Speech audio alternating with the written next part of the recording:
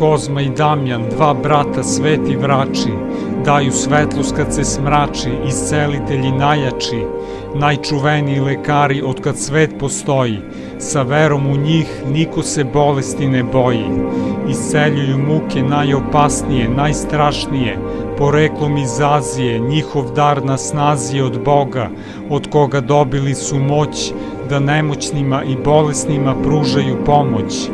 Nikada nikoga nisu lečili iz koristi, po besplatnoj pomoći od uvek su poznati, zato ih i nazvaše besrebrenici, besplatni lekari i Božji posrednici.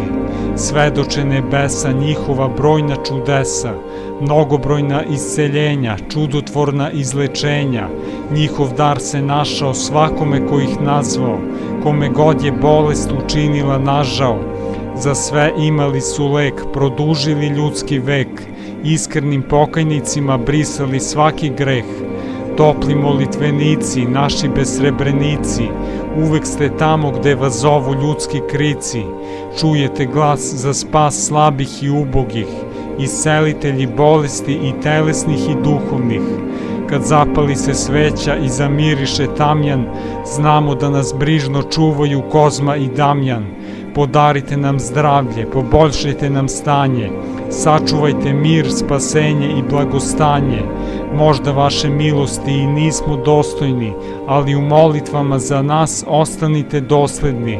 Računamo uvek na vašu zaštitu toplu.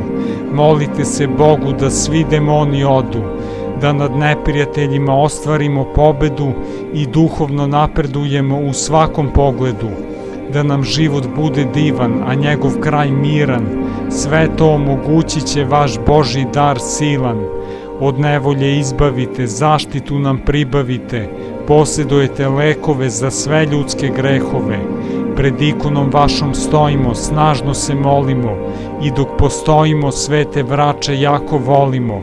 Protiv đavola ratnici, naši zaštitnici, voljeni besrebrenici, duhovni pobednici, nebeski lekari, najsnažniji iscelitelji, Kozma i Damjan, divni, mili svetitelji.